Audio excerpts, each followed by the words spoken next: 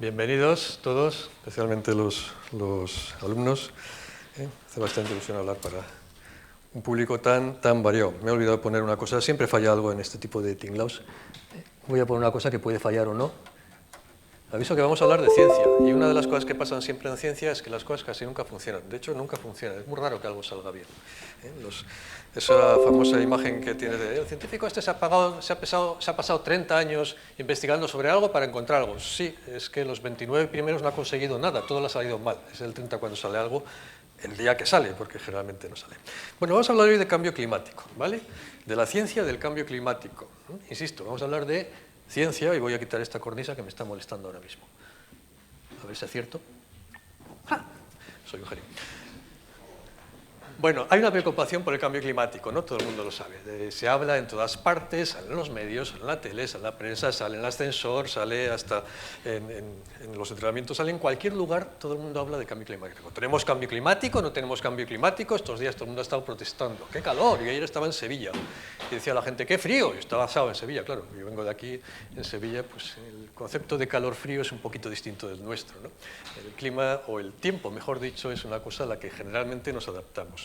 Pero lo cierto es que hay una preocupación, y hay una preocupación lógica, porque nos da la impresión de que algo pasa.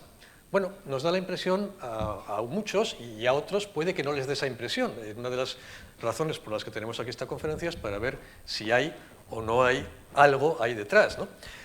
Bueno, esto empezó en realidad con este caballero que tenemos aquí, que se llama Svante Arrhenius, que hizo la primera publicación que se puede considerar relacionada con cambio climático, aunque él no estaba muy seguro de lo que... Bueno, sí estaba muy seguro de lo que hacía, ganó el Nobel, era un sabio, sabía la tira de físico-química, pero también hizo un artículo que fue después bastante importante. En realidad solo fue el primero, porque artículos sobre cambio climático hay muchos, y de hecho vamos a hablar de ciencia. Los científicos hacemos una investigación, el año que por fin nos sale lo publicamos, y eso se convierte en lo que llamamos un artículo científico. Un artículo científico son 8 o 10 páginas que puedes leer a veces, la mayoría de las veces no entiendes ni torta, ni siquiera el que lo ha escrito. Yo no entiendo mis propios artículos muchas veces, al cabo del tiempo, pero bueno, fue el primero de una serie. Él escribió este artículo en el año 1800 y pico, y aunque tuvieron que pasar bastantes años para que vinieran más, al final sí que hubo una buena selección de artículos interesantes, de los cuales son de los que vamos a hablar hoy. Porque todo lo que vamos a hablar hoy son cosas que se han publicado en artículos científicos. ¿Cuántos artículos científicos? Pues muchos, bastantes, vamos a decirlo así. Esta es la cantidad de publicación en términos de artículos que hay acumulada hasta hoy sobre cambio global o cambio climático. He distinguido en amarillo lo que llamamos calentamiento global, estamos hablando de unos 100.000 artículos científicos, y sobre cambio climático en general, que puede ser un poco más amplio, estamos hablando de cerca de medio millón. Bueno, ¿es eso mucho o es poco? Pues depende de cómo se mira. Voy a pedir un voluntario, por aquí, por esta primera fila. ¿Quién de vosotros quiere ser voluntario para calcular? ¿Quién sabe matemáticas? ¿Quién sabe matemáticas bien? Que suba. Sube. Vamos, uno, ya. Sube, ven aquí, ven para las escaleras y ven aquí. Bueno, mira, los artículos, te voy a explicar cómo funciona esto. Los artículos se publican en revistas científicas, ¿ves? Esto es una revista científica, ¿de acuerdo? Una revista científica está a mitad camino entre revista popular y revista científica, o sea que son artículos que puede leer realmente todo el mundo que tenga, vamos, que haya terminado el colegio, ¿vale? Esto es una revista, y aquí suele haber, normalmente, pues típicamente hay 10 artículos. La recibimos, pues yo la recibo una vez al mes, hay muchas revistas, te escribes a muchas, pero bueno. Y tienes que leerte pues los 10 artículos que hay aquí. ¿Cuánto tardarías tú en leerte esta revista? Cuéntame. 1000 años. No, hombre. Imagínate que en vez de una revista es un TV de Mortadelo y Filemón. ¿Cuánto? Bueno, típicamente a nosotros nos viene a durar normalmente pues una de estas revistas, si le dedicas, si le echas tiempo y quieres enterarte de todo, al menos 3 horas, 4 horas, poco más o menos, ¿vale? Ahora, tenemos aquí, ¿cuántas revistas hay aquí? Cuéntalas, 1, 2, 3, 4, 5, 6, 7, 8, 9, 10, ¿no? Bien, 10 revistas, ¿vale? ¿Cuántos artículos hay? Si en cada una hay 10, si en cada revista hay 10 artículos, ¿cuántos artículos hay aquí? 100, muy bien, exactamente, 100. Y vamos a hacer otra cosa. Si consigo que deje de caerse el micro, será mejor. Pero está de un nivel... Vamos a medir la altura de este taco de revistas. Hala, mídeme, ¿cuánto mide la altura de estas revistas? Espera, que te lo estoy poniendo al revés. ¿Cuánto crees que mide? Mira ese número. 3,8. Espera, que lo hemos puesto abajo. Míralo ahora bien, aproximadamente. 4 centímetros. Vale. 4 centímetros, 100 artículos. ¿Cuánto mide cada artículo? Eran 100 artículos. Tenemos 4 centímetros, o sea, 40 milímetros. No sé.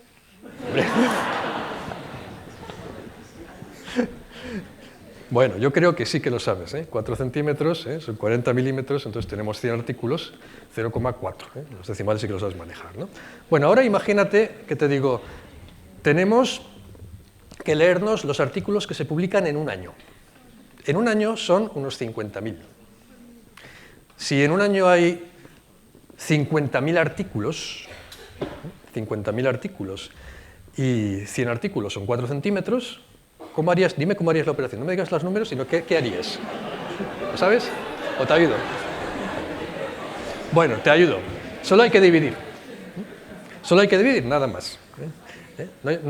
Nada más que hay que dividir. Entonces, la pila de artículos, la pila de revistas que tendríamos que leer al cabo de un año, mediría unos 30 metros.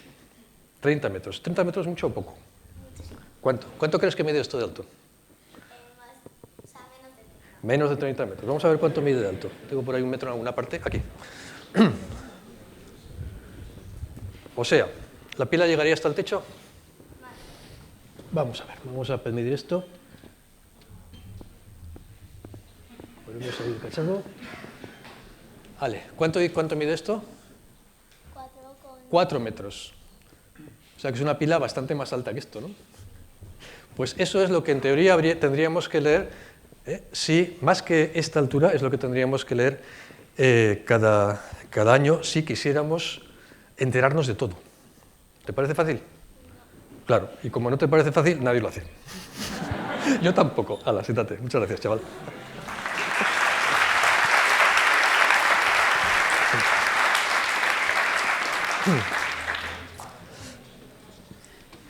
Bueno, en total estamos hablando de, pues eso, bastantes cientos de metros, todo lo que se ha escrito en el mundo. Nadie es capaz de hacerlo, yo tampoco, nadie. Entonces, lo que haces es leer resúmenes, confiar en otras personas que te digan, algunos leen unos artículos, otros leen otros, luego te pones todos juntos y cada uno dice lo que ha aprendido, ¿no? Y poco a poco así los científicos nos vamos enterando de cómo funcionan las cosas y de lo que hacen los demás. En resumen, ¿hay consenso científico? Los científicos estamos de acuerdo en cosas, los científicos nunca estamos de acuerdo en nada. Pero porque la base de la ciencia consiste en no estar de acuerdo con tu compañero, porque de esa forma, si consigues resistir a las pruebas del otro, entonces estás seguro de que lo has dicho está bien. En el momento en que una cosa se demuestra que está mal, hay que tirar la papelera y empezar de nuevo. Así que hay mucha literatura porque hay mucho que investigar, afortunadamente. Bueno, tenemos aquí unas bolas que representan, ¿qué? El Sol, exactamente.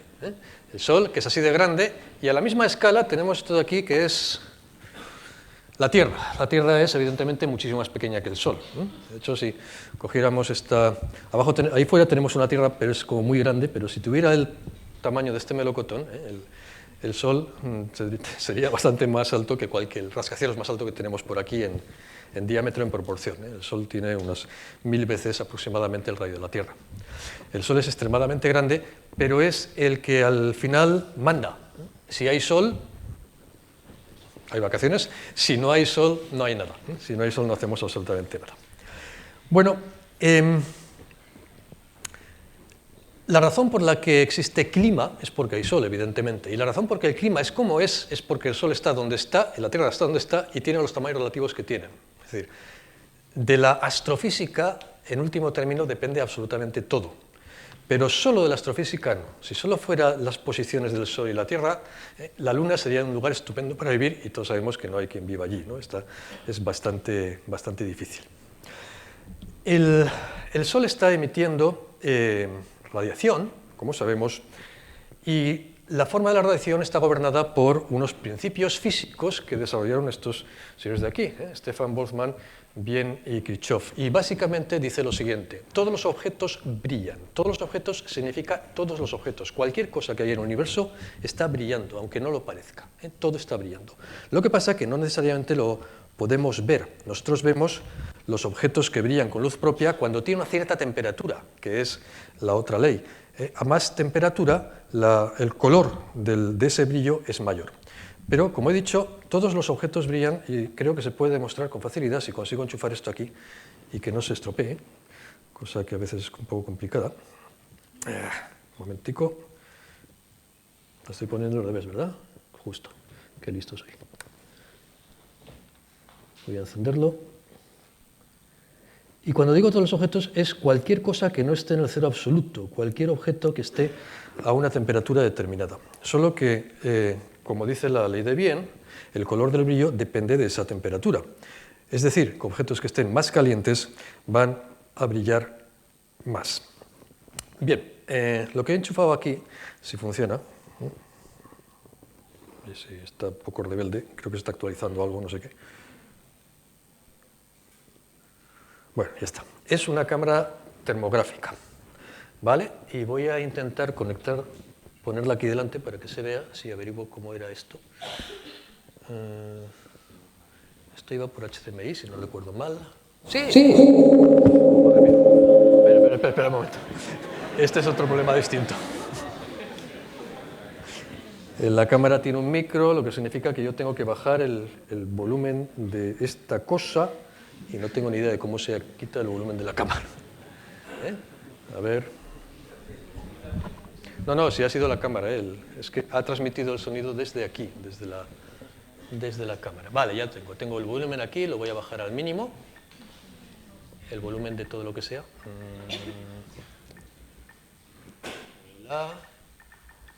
Hay que hacerlo uno a uno. Y con eso la cámara puede transmitir sin problemas. Lo único que pasa es que la cámara se apagó. No sé por qué. Hola.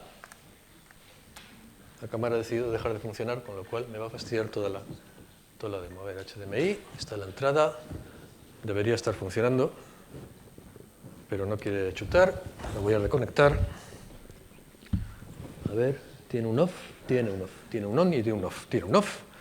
No quiero ponerla en hora. Vale. Y ahora solo hace falta que esto funcione. No quiero ahorrar la cámara, no vengas con historias. Ponte ahí. Vale, y ahora voy a apagar las luces. También, si me acuerdo de cómo se hace. Se supone que tengo que ir al display on y entonces apagar las luces de arriba, que son estas, ¿vale? O sea que no se ve nada, pero en realidad se ve todo. ¿De acuerdo? ¿Por qué estamos viendo a la gente? Porque todo el mundo tiene temperatura y lo que está viendo esta cámara es la temperatura. ¿De acuerdo?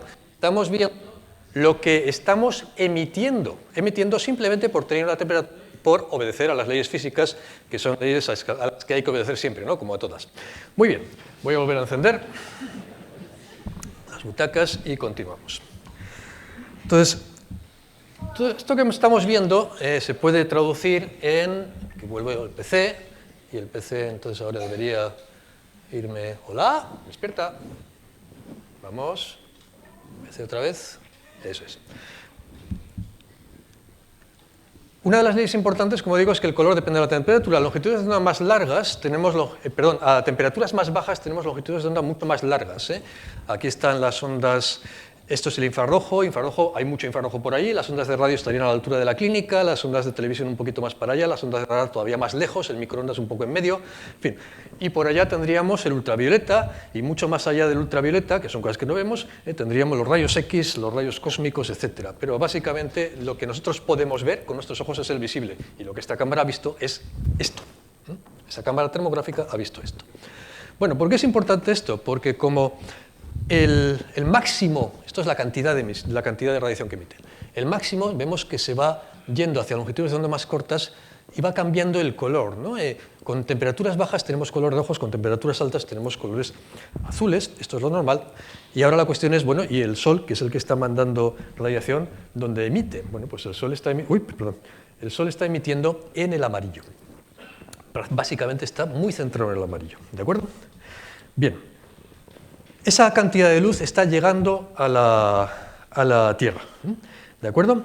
Va a llegar a la Tierra, pero va a llegar con un espectro amplio, va a tener luz visible y luz infrarroja. Voy a pedir otro voluntario. El mismo no vale. Espera. Mira. Vamos a necesitar un acompañante un poco más mayor a este voluntario, porque lo vamos a hacer en un experimento científico. Voluntarios ya bautizados no.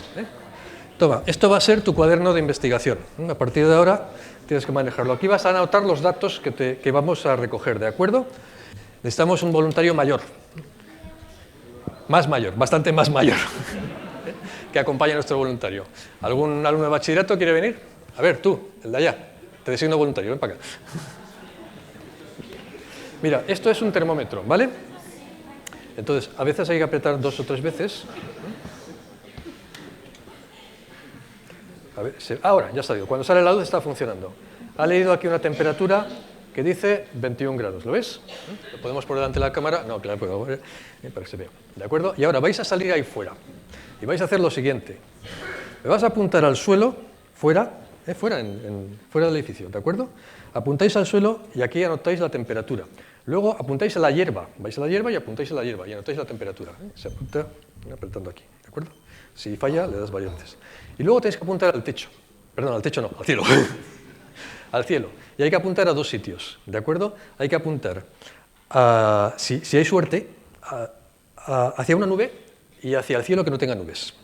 Si podemos, a los 2 lados. Si no hay, pues a lo que tengáis. ¿Vale? ¡Hala, andando! Llévate el cuaderno, es importantísimo. Tienes que poner tu nombre y el día que soy. ¡Hala! Luego vuelves y nos lo cuentas.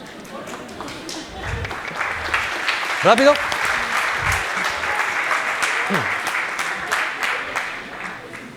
Es que vamos a necesitar esos datos después. Bien, otro voluntario más. Otro voluntario que no haya subido. A ver, tú, el chaval de verde, ven aquí, sí. Sí, tú, sí. Vamos. La ciencia no puede esperar.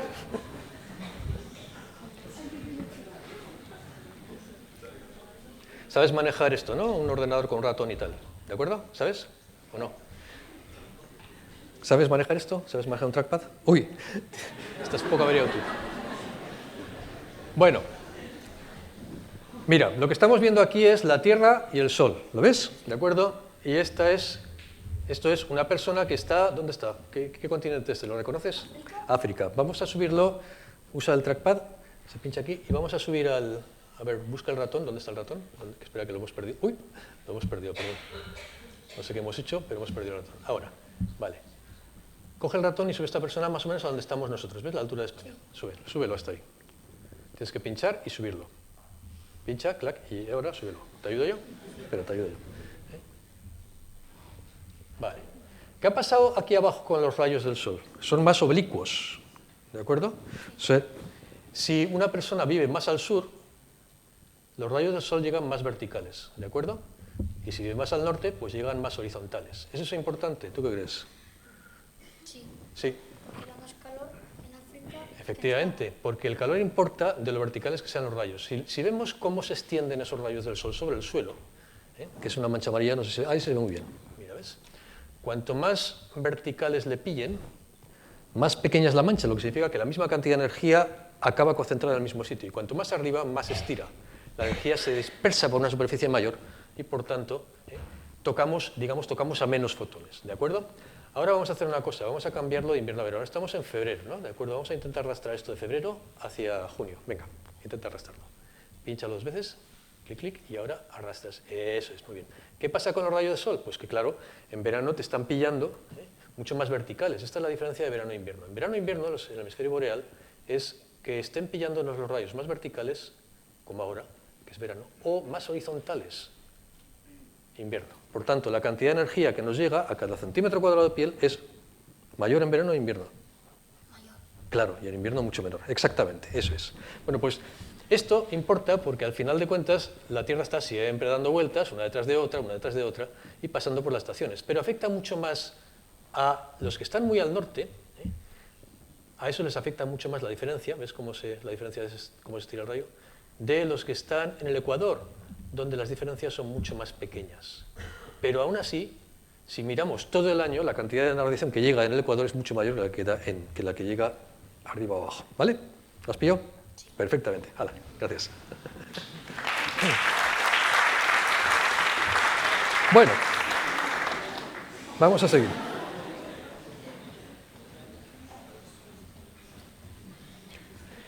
Bien, si miramos la cantidad de radiación que llega a la superficie externa de la atmósfera, en promedio viene a ser esta banda. Esta es una representación de la cantidad de potencia que nos está llegando, que es bastante alta. En un punto completamente vertical estamos hablando de 1.300 vatios aproximadamente por metro cuadrado, que es una potencia considerable, ¿eh?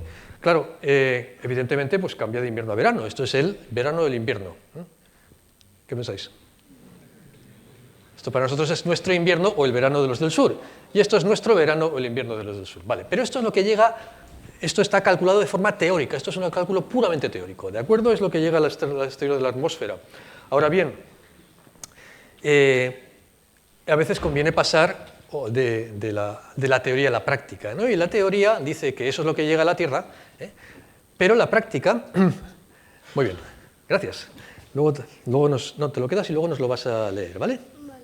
Gracias. En la práctica nos dice que tenemos una atmósfera... Sí, siéntate, luego te llamo. Tenemos una atmósfera y la radiación solar tiene que llegar hasta la superficie de la Tierra. Bueno, ¿qué hacemos? Pues comprobar que la teoría funciona, ¿no? Y luego ver qué pasa en medio. Este es un satélite que se llama RBS, que se lanzó en el 84, y es un satélite que ha estado haciendo mediciones de la cantidad de radiación entrante en varios niveles, uno de los componentes más importantes de lo que se llama el balance térmico global de la Tierra. Junto con 2 satélites de la NOAA han sido los que han... Uy, se me está... Perdón. Voy a desconectar esto, que está aquí consumiendo. Con eso lo que vemos es que experimentalmente se ve que coincide perfectamente. Esta es la radiación que llega al exterior de la atmósfera, todo normal, y esta es la radiación que pasa debajo de la atmósfera. Esto es lo que ha entrado a través de la atmósfera. Claro, hay una diferencia importante, ¿no? ¿A qué se debe esta diferencia? ¿Por qué tenemos una diferencia tan grande entre lo teórico, entre lo observado, mejor dicho, fuera de la atmósfera, y lo que hay al nivel del suelo? Evidentemente la atmósfera. La diferencia es lo que haya pasado con la atmósfera. Entonces, esta diferencia que hay entre la radiación que llega al exterior de la atmósfera y la que tenemos en el interior es debida precisamente a los fenómenos de absorción de la atmósfera que vamos a intentar reproducir aquí, si nos sale, y seguramente no saldrá porque este experimento casi nunca sale, o al menos de las 8 veces que lo he intentado creo que solo me ha salido 3. Lo que no ha ocurrido nunca es que saliese mal, o sea, o sale o no sale, pero no sale mal. O sea, o no se ve nada, o se ve lo que se tiene que ver, pero no se ve lo contrario, que eso ya sería un auténtico problemón, ¿no? Ahora explico en qué consiste el experimento. Primero lo voy a enchufar.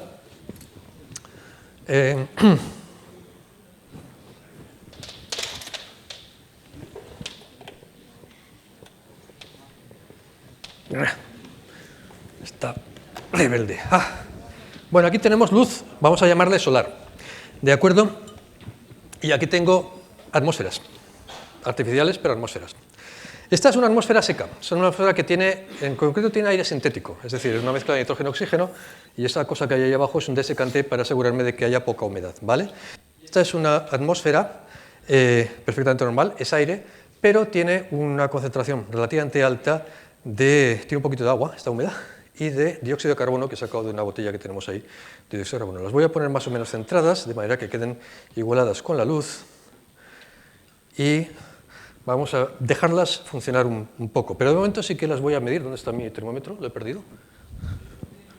Vale. Porque no sé si están ya igualadas de entrada, deberían estarlo. 21,2, 21,1, vale, está dentro del margen de error, que es el termómetro, o sea que están igualadas. Y si las miramos con la cámara termográfica, vamos a ver si sale. Enciéndete. No me hagas quedar mal a estas alturas, que tenemos poco tiempo. Encendido.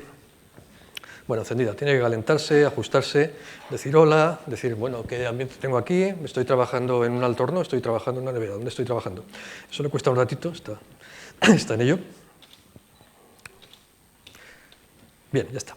Entonces voy a poner una termografía, le voy a cambiar un poquito el esquema de color para que se vea mejor. Un segundo. A ver. Y igual que antes, vamos a ver si nos deja conectar esto. Bien. Bueno, ahí están nuestros dos botes, que más o menos se ven iguales, ¿no? La termografía, en este caso el color indica la temperatura. Colores más cálidos, obviamente más vívidos, son más calientes. Colores más fríos, más lilas en este caso, son más fríos. Se ve bien, ¿no? Bien, la vamos a dejar funcionando, pero en principio esta luz que tenemos aquí es luz, no es exactamente luz solar, es parecida a la luz solar, es un poco más fría que la luz solar, pero es una luz de longitud de onda que llamamos corta, para la que la atmósfera es muy transparente. Pero hay componentes térmicos, una longitud de onda mucho más larga, que es la infrarroja,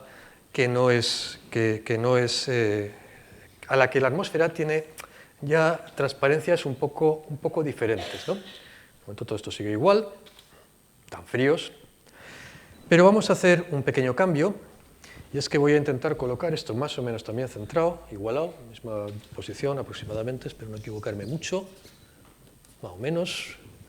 Estoy calculando a ojímetro. La verdad es que esto hay que hacer en un laboratorio con unas reglas, midiendo todo con calibre, o sea que si me equivoco seguramente no saldrá. Y ahora voy a cambiar de iluminación. Voy a poner una luz infrarroja, ¿vale? Esta lámpara es mucho más potente, pero es porque es tecnología antigua. Lo que es antiguo es este cacharro. ¿Vale? Se ve roja porque parte de la luz es roja, pero la inmensa mayoría de lo que está lanzando esta luz ahí para abajo es infrarrojo, ¿de acuerdo? Entonces rápidamente se empezará a calentar el vidrio, pero lo que nos interesa no es lo que pase con el vidrio, nos interesa más lo que pase dentro del vidrio, ¿vale? Pero tardará un poquito en funcionar. Cuando he hecho estas pruebas la sala estaba completamente vacía, por tanto los sillones eran de color lila oscuro, ahora todos los sillones son brillantes, vamos a cambiar un poco el esquema, este irá un poco mejor. Bueno, vamos a dejarlo un rato, ¿de acuerdo? Y mientras seguimos hacia adelante explicando algunas cosas más. ¡Oh, que se nos va el tiempo! Bueno, claro, la diferencia entre esas dos... La diferencia entre estas dos cosas que veíamos antes, esencialmente, es esto que tenemos aquí, que es la nubosidad. Las nubes actúan como una sombrilla y reflejan parte de esa luz incidente, de manera que poca llega al suelo. Y la que llega en diferentes sitios. Los sitios que vemos más oscuros son sitios que tienen menos nubes a lo largo del año en general y por tanto son sitios que reciben muchísima más radiación. Bien, además, no sé si esto se va a ver, esa nubosidad cambia a lo largo del año, cambia continuamente. Esto es como van moviéndose. Esto es el clima, esto en muy pocos minutos, el clima de todo un año. Voy a acelerar un poquito más. Pero se ven unas pautas muy claras, ¿no? Sobre todo en cuál es la dirección predominante del viento. ¿Por qué siempre nos vienen a nosotros las borrascas del oeste? Bueno, pues esto es por culpa de la circulación atmosférica que a su vez está condicionada por un señor que se llama Coriolis y que es la pesadilla de todos los físicos, que obliga a que todo lo que se mueve sobre una superficie de una esfera que gira tenga que desviarse. En el hemisferio norte hacia su derecha, no hacia el este o el oeste, sino hacia mi derecha, siempre es hacia mi derecha. En el hemisferio sur es justo al revés. Cuando alquilas un coche en Australia, los primeros días siempre metes la pata por la misma cosa, lo aparcas en el sitio equivocado, lo aparcas donde le va a dar la sombra y le da el sol, porque el sol se mueve justo, lo ves moverse al revés. Bueno, pues esa nubosidad es la que al fin de cuentas supone una diferencia en la absorción. Esa diferencia es importante. Lo que llega fuera de la atmósfera es la línea de fuera y lo que llega dentro de la atmósfera es la línea de dentro. Claro, aquí hay un par de detalles bastante curiosos, ¿no? Y son estos huecos que hay aquí. Estos huecos son sitios en los que la atmósfera es opaca. ¿Sitios en dónde? Sitios en longitudes de onda concretas. Frecuencias de la luz, longitudes de onda más exactos, en los que la atmósfera es opaca. ¿Y cuáles son los responsables? Pues son básicamente el vapor de agua, el dióxido de carbono y el metano, más los óxidos de nitrógeno. O sea, hay varios, pero estos son, se puede decir, los más importantes. Absorber significa la energía ni se crea ni se destruye, tiene que quedarse en algún sitio, significa que se tiene que quedar en algún lado. ¿Dónde se queda? En el aire. Es decir, esa absorción significa que esos gases se calientan, se tienen que calentar. ¿Por qué? Porque están tragándose energía. Pero son esas longitudes de onda. Claro, como el Sol está mucho más caliente que la Tierra, lo que entra es de longitudes de onda más cortas. Entra principalmente por aquí. Pero lo que sale de la Tierra cuando se desprende de ese exceso de energía, se desprende por allá. Los gases que rodean la Tierra en la atmósfera, entonces, son transparentes a la entrada de energía, pero son opacos a la salida de energía. Vamos a ver si esto va. Acaba de hacerme otra pifia, qué raro, al iniciar la aplicación, reiniciamos la aplicación, tendrá que recalibrarse otra vez, como siempre. Se ha puesto otra vez en negro. Un momento que lo cambio. Color. Arcoíris, vale. Bueno.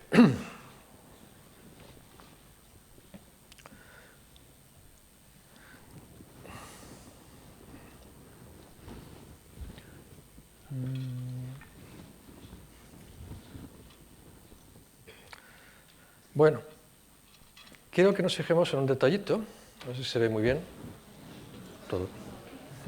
He apagado la cámara, Cristo, sí.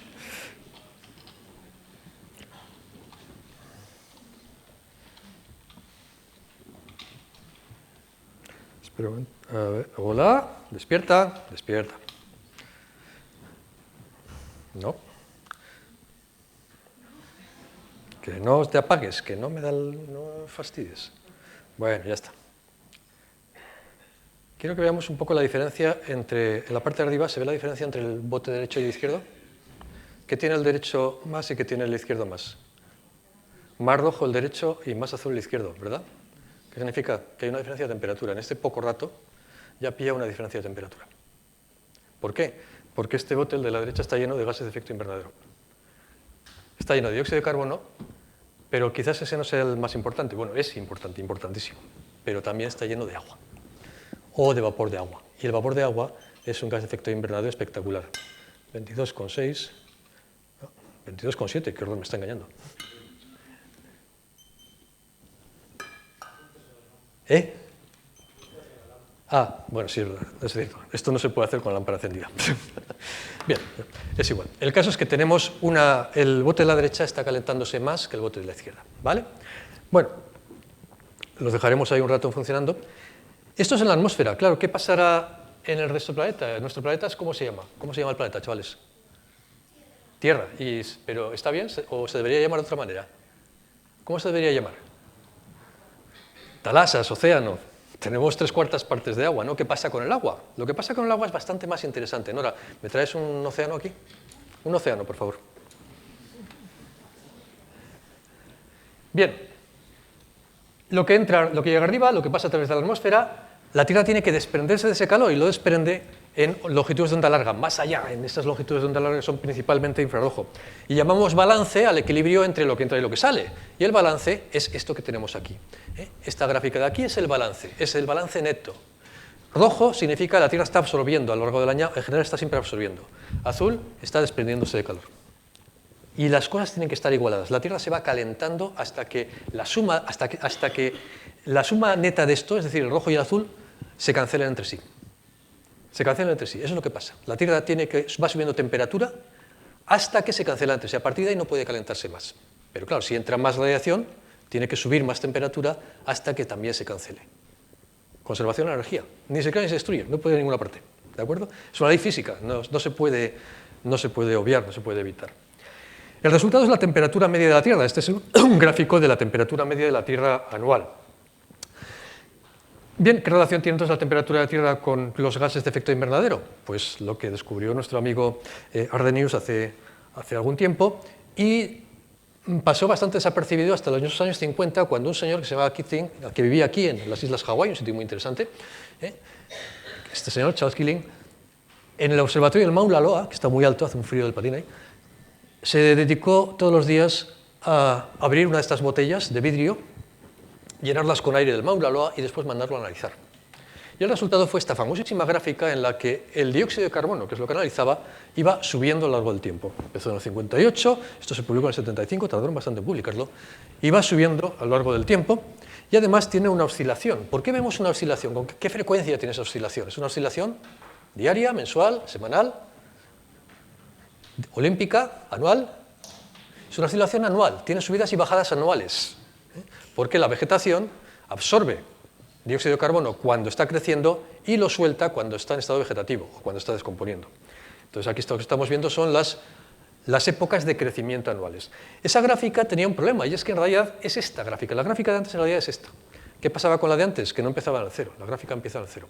Esta es voy a meter aquí una de las primeras razones por las que hay tanta controversia con el cambio climático. A veces no nos fijamos bien en las unidades o en las medidas. Uno ve esta gráfica y dice, ¡qué horror! Una ve esta gráfica y dice, no es para tanto. en realidad sí es para tanto, porque esto sigue siendo un aumento. Lo que importa no es tanto las fluctuaciones a pequeño plazo, sino las tendencias a largo plazo. Y si esas tendencias son importantes o no, son significativas o no. Y la atmósfera es lo que los físicos llaman un sistema de dinámica caótica. No significa que no haya quien la entienda, aunque algo de eso hay. Significa que pequeños cambios en pequeños parámetros, en pequeñas cosas, se traducen en grandes efectos. Un señor que conocí hace mucho tiempo le llamaba el efecto mariposa. ¿Qué pasa con el dióxido de carbono? Pues lo que pasa con el dióxido de carbono es que está básicamente subiendo. Lo que vemos aquí es la cantidad de dióxido de carbono en distintos observatorios de la Tierra. Conforme pasa el tiempo, esto es 69, va pasando el tiempo, son más observatorios los que están midiendo, pero aunque hay unas oscilaciones que suben y bajan correspondientes a la vegetación, al crecimiento de la vegetación, esas oscilaciones sí, pueden bajar, pueden subir, pero no hace falta tener un superordenador para darse cuenta de que hay una tendencia, ¿no? Está claro que están subiendo y bajando, pero están subiendo. Y además, cuantos más datos hay, uno puede decir, bueno, se habrán equivocado, habrá otros datos que lo desmientan. No, los datos son auténticamente tozudos, todos van más o menos en la misma dirección. O sea, que hay un aumento de la cantidad de dióxido de carbono está absolutamente claro, no hay ninguna posibilidad de equivocarnos. Y es más, aquí en el año 89 fue la primera vez que ya nunca bajó de este nivel de 350 partes por millón. A partir de entonces siempre está yendo para arriba, y sigue para arriba, y sigue para arriba, y sigue para arriba. Y puede haber oscilaciones muy fuertes, sí, porque puede haber, por ejemplo, una erupción volcánica. O puede haber una temporada muy buena de crecimiento de plantas que han absorbido un montón. Pero lo que hay debajo, eso es así. Y no es una cosa que pueda discutir ni siquiera un presidente del gobierno americano. Tomamos los datos, los promediamos todos del dióxido de carbono, del metano, etc., y vemos unas famosas gráficas, se llaman las gráficas en J, que le hicieron muy popular y muy rico a Al Gore, un vicepresidente americano en este caso, que cobraba $300.000 por conferencia.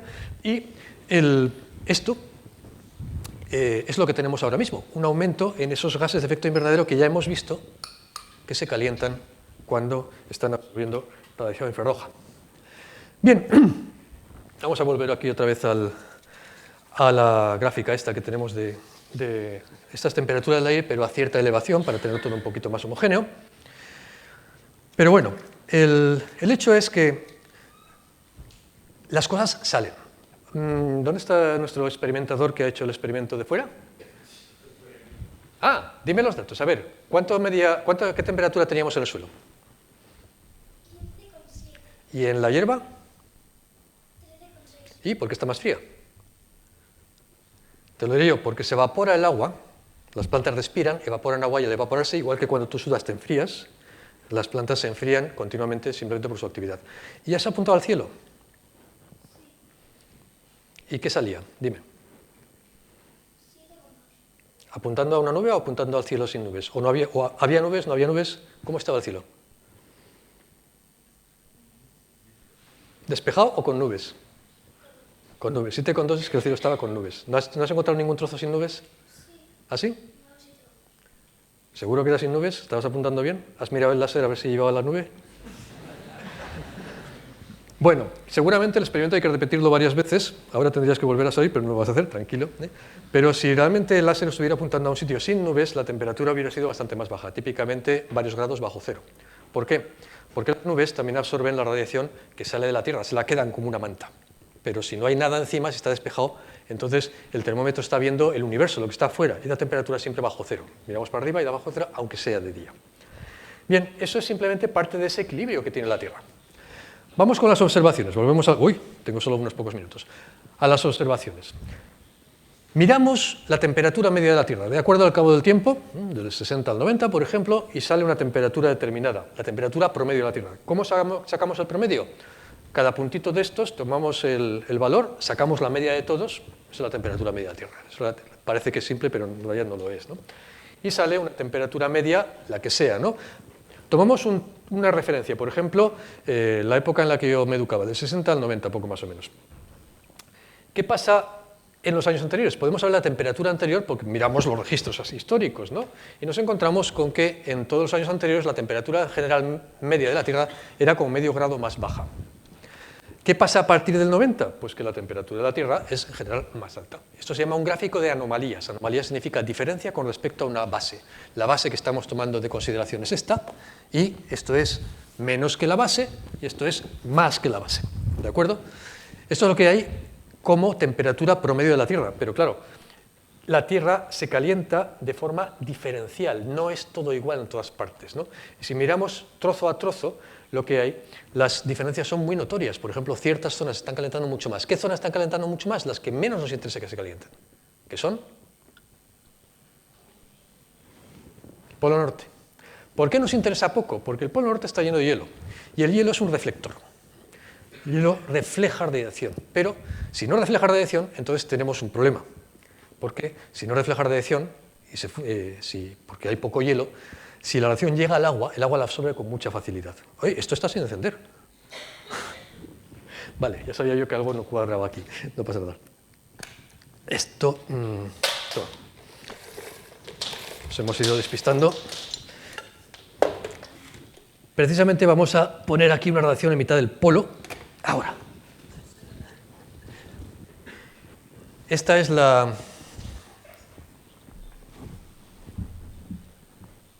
A ver si se ve.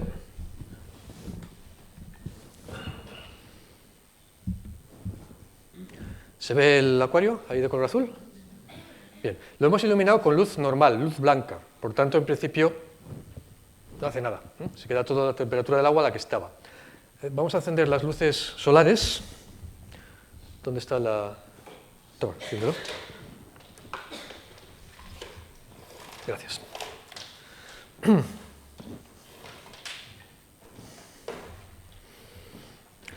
Midamos donde midamos la temperatura de la Tierra, empleemos las medidas que empleemos, los datos que tengamos, siempre nos sale lo mismo. Nos está saliendo que desenchúfame la blanca, por favor. Nos está saliendo que la temperatura está en general en aumento, la anomalía de temperatura. Vamos a viajar a Groenlandia, que es donde hemos sacado unos datos muy interesantes. ¿De dónde? De los testigos de hielo. Se hace un taladro, se saca un bloque de hielo y se miran las burbujitas que tiene, se miran varias cosas, se mira la composición de isótopos de oxígeno. La proporción entre los tipos de oxígeno nos dice la temperatura. Y como el hielo se forma siempre porque nieva, se acumula, se aprieta, se convierte en hielo, nieva, se acumula, podemos saber a qué año corresponde cada rodaja de hielo, ¿no? Y lo que dicen los testigos de hielo de Groenlandia es que Groenlandia al menos ha ido, o fue perdiendo temperatura, mejor dicho, desde la Edad Media. Hubo un máximo de temperatura en la Edad Media, coincidiendo con el desarrollo de la expansión en Europa, movimientos migratorios, la caída del Imperio Romano, por cierto. Se ve que a los germanos les hizo buen tiempo para poder ir conquistando el Mediterráneo. Coincidió también con la caída de Oriente Medio y las invasiones árabes, que sencillamente estaban saliendo de su país para intentar encontrar un sitio donde poder cultivar cosas. Y eso fue seguido de lo que se llamó la pequeña edad de hielo en Europa, a partir del siglo XIV, en la que hizo un frío tremendo, que coincidió pues, a la guerra de los 30 años y un montón de cosas bastante siniestras. Bueno, esto coincide, esta pequeña edad de hielo, donde los informes de la época decían que hacía mucho frío, que nevaba muchísimo, en fin, cuadra. En esta época se podía cultivar vid en Inglaterra. En esta época, Pamplona podría estar bajo un manto de nieve igual 4 meses al año. Y aquí es donde estamos ahora. Las medidas blancas son las actuales. Es decir, que hay una buena correlación entre lo que observamos en el pasado y lo que nos predice la teoría. Ahora bien, esa parte que hemos visto es en realidad solo este trocito, se llama el Holoceno, los últimos 6.000 o 7.000 años. Si nos vamos más para atrás, ¿qué nos encontramos? Temperaturas mucho más frías. Aquí, ¿cómo llamamos a eso? A eso le llamamos la edad del hielo, la glaciación. Y ha habido muchas glaciaciones, bueno, unas cuantas a lo largo de la historia. Esas glaciaciones no son una masa de hielo moviéndose hacia adelante que te va a pillar, ¿no? Como en la película. Es nieve un año que no se termina de fundir, nieve del año siguiente, una capa más, nieve del año siguiente, otra, y al final te encuentras con 3 o 4 kilómetros de hielo en algunos sitios, ¿no? Bien, pues si vamos más atrás, último medio millón de años, hemos tenido oscilaciones de temperatura bastante grandes, con diferencias de 6-8 grados. Y la mayoría de las veces siempre ha sido frío. La mayoría de las veces la Tierra está con mucho hielo. Solo en pocas ocasiones estamos disfrutando de un periodo interglaciar como el nuestro. Bien, podríamos decir, perfecto, pues entonces sigamos con el interglaciar, pero eso no va a ocurrir. porque las oscilaciones, como vemos, son cíclicas. En toda esta época no había humanos por medio. Y estas son oscilaciones de temperatura que se han podido correlacionar muy bien con las oscilaciones del dióxido de carbono. Varía el dióxido de carbono, además, cuando hay más dióxido de carbono hay más temperatura, cuando hay menos hay más frío. Y es así, pero con un detallito que veremos enseguida. Vamos a mover un poquito la correlación, ¿de acuerdo? Si el dióxido de carbono, como dicen todos los periódicos, y en realidad es así, no estoy desmintiéndolo, está causando el aumento de temperatura, la correlación nos diría, bueno, primero tendrá que moverse el dióxido de carbono y después la temperatura, ¿no? Si medimos las correlaciones con una cosa llamada lag, desfase, es decir, las movemos un poco para adelante y para atrás, es decir, hacemos el ejercicio de coger los datos y decir, bueno, vamos a poner los datos retrasados un siglo, adelantados un siglo, a ver qué pasa. Pues nos encontramos con una curiosa sorpresa, y es que la correlación máxima es cuando el dióxido de carbono va por detrás del aumento de temperatura. Es decir, primero cambia la temperatura y después el dióxido de carbono. Pero esto es una de las cosas que se llaman mecanismos de realimentación positiva. El hecho de que un cambio de temperatura dispare el dióxido de carbono no significa que el dióxido de carbono vaya a estar siempre a expensas de la temperatura. Ese pequeño cambio hace que el dióxido de carbono también ponga en marcha otros mecanismos que aumentan a su vez la temperatura, que a su vez aumentan la liberación de dióxido de carbono, que a su vez aumenta la temperatura. Es una pescadilla que se muerde la cola. ¿De acuerdo? Bien. Bueno, estas son las correlaciones. Milankovitch, que era un sujeto que ha sido alternativamente un ángel y el diablo para los meteorólogos y para los físicos, propuso que en realidad la Tierra tiene unas órbitas que cambian. Cambia el eje de giro de la Tierra, cambia la inclinación, cambia cómo es la órbita de la Tierra, cambia de excentricidad y, sobre todo, lo importante, cambia cuando el hemisferio norte está mirando al Sol y está a la vez cerca del Sol. Ahora mismo la Tierra está más cerca del Sol en enero, coincide con nuestro invierno. Si la Tierra estuviera más cerca del Sol en julio, aquí no sobrevivirían ni las moscas. Pero eso es precisamente lo que pasa cada cierto tiempo. Si combinamos todos los ciclos, nos encontramos, se llaman ciclos de Milankovitch, nos encontramos con que la combinación de todos esos ciclos tiene una cierta, escasa pero cierta, no despreciable correlación con los estadios glaciares. Podríamos decir los estadios glaciares dependen entonces de la astrofísica y nosotros los humanos somos inocentes. No, no es así. La correlación, efectivamente, los periodos glaciares están correlacionados con los movimientos astronómicos, pero a eso hay que añadir muchas cosas. Por ejemplo, el polvo de la atmósfera. El polvo de la atmósfera actúa como una sombrilla, impide que se caliente la Tierra. Y hasta que yo tenía 11 años, creíamos que íbamos hacia una glaciación. Hasta que Wally Brocker, otro sujeto interesante, que le conocí en Cornell hace tiempo, descubrió algo bastante interesante, y es que el polvo tiene un límite, y el dióxido de carbono no lo tiene. Un volcán mete polvo a trompicones en la atmósfera, en la estratosfera. Esto es ceniza del volcán Pinatubo. Cuando el Pinatubo entró en erupción, se midió la cantidad de polvo y se midió una bajada de temperatura. Vale, pero además el Pinatubo introdujo otra cosa, introdujo una cosa que se llama aerosol de azufre, partículas de azufre en la atmósfera alta. Esto de aquí, este perfil es la India. Bien, el Pinatubo en el primer día, su nube ocupaba media Asia. En los siguientes días se fue extendiendo más y durante 2 años el efecto del Pinatubo se dejó notar. Y se dejó notar también en una bajada de las temperaturas a escala global. Los volcanes son críticos en el control del clima. ¿Y más atrás en el pasado? Pues nos encontramos con variaciones en el dióxido de carbono muy superiores a las actuales. Las que hemos visto hasta ahora son estas. En el pasado teníamos eso, pero también teníamos dinosaurios con selvas en Groenlandia. Es decir, las cosas han cambiado mucho y podrían llegar a esa situación. Dicho sea de paso, a partir de este nivel de dióxido de carbono, el dolor de cabeza es insoportable. O sea, que es mejor no llegar allí. 1000 ppm es malo. Pero en la Tierra lo ha habido. Para las plantas, perfecto, están comiendo como locas. Tenemos los grandes, gigantes helechos y los grandes herbívoros, tamaño de dinosaurio, capaces de sobrevivir ahí. En el Fanerozoico, por tanto, ha habido cambios de temperatura que han ido de más 2 a menos 2 o más, incluso hasta más 17 grados, hemos tenido arriba de cambios de temperatura.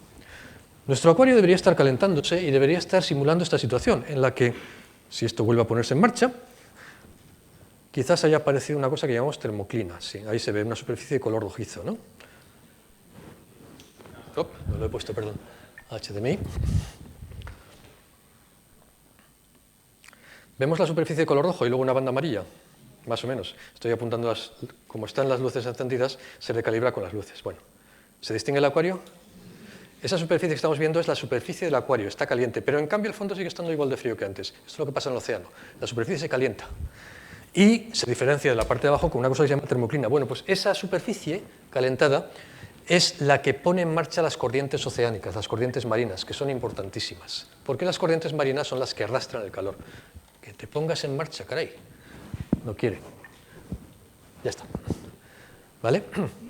Y las corrientes marinas superficiales van en una dirección, pero no son la única cuestión a considerar.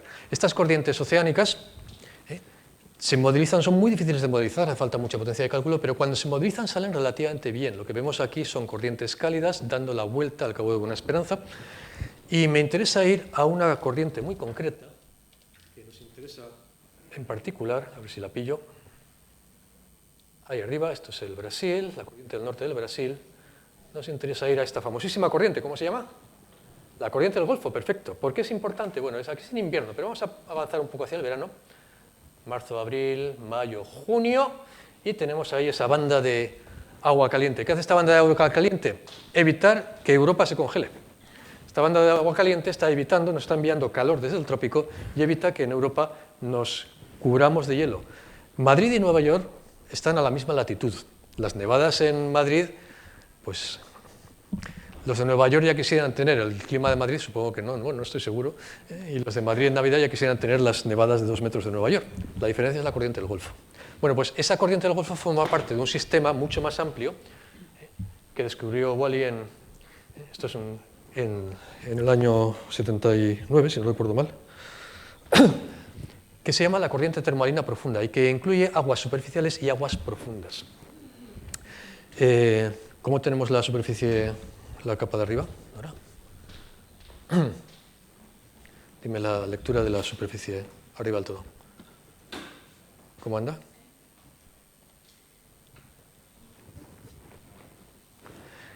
La corriente termomarina profunda se hunde en la mayor catarata del planeta, que como está bajo el agua no la vemos, es la catarata de Groenlandia. Está en el estrecho de Dinamarca, que está entre Islandia y Groenlandia. Eso es porque Groenlandia de momento todavía es Dinamarca, ya lo veremos el año que viene, ¿no? Pero se hunde, ¿qué dice? No se ha calentado suficiente, déjalo más un rato más. Se hunde y transporta calor a lo largo de todo el globo. Bien, si esta corriente, por la razón que fuera, se interrumpiera, y una forma fácil de interrumpirla es evitar el mecanismo que la pone en marcha, se pone en marcha porque el agua fría tiende a hundirse. Si es más densa, se hundirá. ¿De acuerdo? Como intentaremos ver aquí en el acuario. Si es que no, yo creo que ya no se nos va a dar tiempo. ¿Por qué no coges a un chaval e intentas ver si sale alguna corriente? Mientras uno de nuestros intrépidos voluntarios está viendo... Coge a algún chaval de allí. Dos. Intenta ver si se forman corrientes. Nosotros vamos a continuar un poquito, ¿no? Bueno, ¿alguien reconoce este sitio? Es muy popular. Esto es un glaciar, ¿no?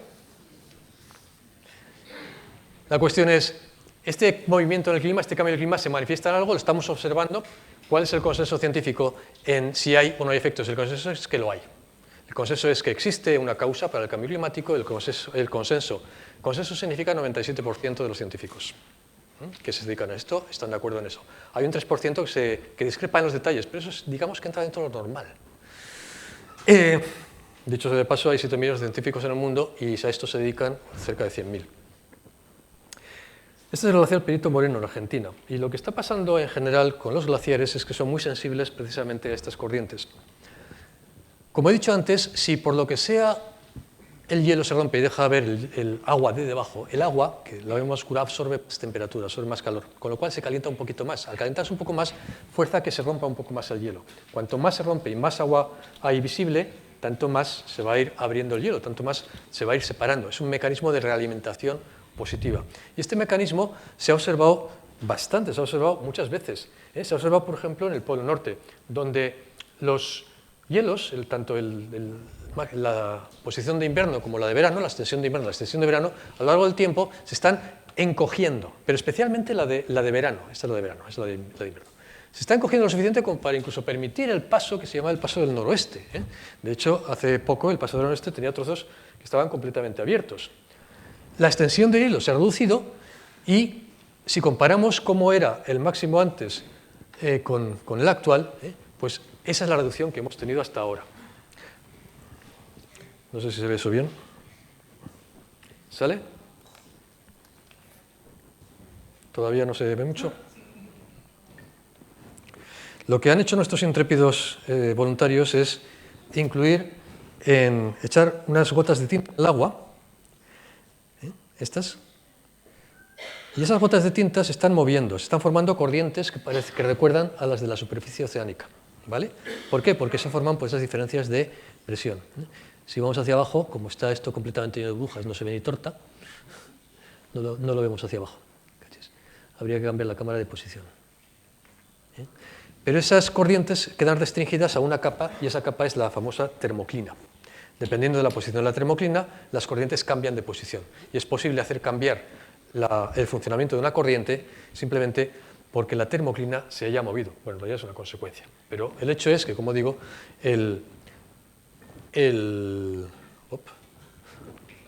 los hielos están retrocediendo, también en los glaciares continentales. Estas son las líneas de los glaciares de un glaciar famoso en el año 33, en el año 76, en el 2006. Se está retirando, ¿no? Y ese agua tiene que ir a alguna parte. Pero claro, ¿por qué a veces hay aval científico para ideas contradictorias? Porque no todos los glaciares funcionan igual. Tenemos unos glaciares que están adquiriendo nuevos máximos y otros que están adquiriendo nuevos mínimos, y dependiendo de hasta dónde lleguemos con los datos. Este periodo, que fue el más controvertido, tenemos unos glaciares que se encogían y otros que aumentaban. Claro, aquí viene el famoso truco. ¿Allá va el científico para decir que no hay calentamiento si nos fijamos en los glaciares? Basta con coger los glaciares equivocados, o los glaciares incorrectos. Incorrectos es un decir. Pero claro, en ciencia no se puede hacer eso. En ciencia tienes que tomar todos los datos, los que van a favor de tu hipótesis y los que van en contra de tu hipótesis. Lo que importa no es tanto cuántos hay a favor o en contra, que en realidad hay una diferencia abismal ahora mismo a favor de que pasa algo. Lo que importa es si los datos que van en contra van contra un principio fundamental, contra algo que te obligue a revisarlo por completo. Si ahora las manzanas empezasen a subir hacia arriba, la teoría de la gravitación universal dejaría de valer. Es así de simple. A veces ocurre que tenemos teorías que no son perfectas. Por ejemplo, ¿quién tiene un móvil en el bolsillo? Todo el mundo, ¿no? Los móviles dependen de dos teorías para funcionar que son mutuamente excluyentes. Las dos no pueden ser verdad a la vez. Y sin embargo, las dos funcionan perfectamente. Y sin ninguna de esas dos, los móviles no funcionarían. Sin la teoría de la relatividad, este móvil no podría chutar. Sin relatividad no podría chutar. Sería imposible que el GPS de este móvil nos dijera dónde estamos. El GPS depende estrictamente de la dilatación del tiempo de la relatividad, depende de los tiempos, de cómo se controla el tiempo, que lo controla la relatividad a la perfección. Pero la relatividad y la mecánica cuántica son mutuamente excluyentes, no pueden existir, no puedes decir las dos a la vez, al menos por completo. Y la mecánica cuántica es indispensable para que funcionen los transistores. ¿Qué pasa aquí? Pues es lo que pasa con las teorías climáticas, que podemos tener teorías muy bien establecidas, pero también puede haber teorías alternativas. Lo que ocurre es que las alternativas muchas veces son tan extremadamente improbables que ni siquiera se pueden considerar, y es lo que nos está pasando aquí. Esta es una consecuencia del cambio climático, el aumento del nivel del agua por fusión de los hielos y porque el agua caliente se dilata, que son las dos cosas lo que pasan, ¿no? Que ha sido evidentemente mucho mayor en periodos anteriores, con temperaturas mucho más distintas de las actuales, esto es hace 9.000 años, o hace 24.000, donde teníamos diferencias de 140 metros. Más diferencia de temperatura, más diferencia en el nivel del mar. ¿Cómo se calcula todo esto? Con modelos matemáticos. Esto es, un modelo climático es esto, un sistema de ecuaciones. En principio parecen sencillas, no entiendo absolutamente nada aquí, pero todas las ecuaciones dependen de esto. ¿Cuántas ecuaciones tengamos? Esto es un modelo muy básico, esto es un modelo ya un poco menos básico. ¿Cuántas ecuaciones tenemos aquí y cuántas variables? Una ecuación significa un proceso que conocemos. Una ecuación te dice a qué velocidad absorbe calor el dióxido de carbono. Y luego dependen de los datos. Para poder poner los coeficientes de la ecuación necesitamos datos experimentales. Por tanto, necesitamos comprender un proceso y darle datos experimentales. ¿Qué pasa? Cuantas más ecuaciones tengamos y cuantos más datos tengamos, más fino es el resultado de las ecuaciones. Y hasta no hace mucho las ecuaciones eran todavía bastante vastas. Hay que tener en cuenta que este sistema básico, este sistema genérico de ecuaciones, no vale para resolverlo una sola vez para toda la atmósfera. Hay que resolverlo para cada parcela de la atmósfera. Y cuanto más precisión queramos, tanta más pequeña tiene que ser cada parcela. No es lo mismo resolver este sistema de ecuaciones para una parcela de 10 kilómetros de lado que para una parcela de 1 kilómetro de lado. Esta última requiere 100 veces más cálculo. Y una de 1 metro requiere 1000 veces más cálculo. Y además no son solo 2 dimensiones, hay que resolver eso también en altura.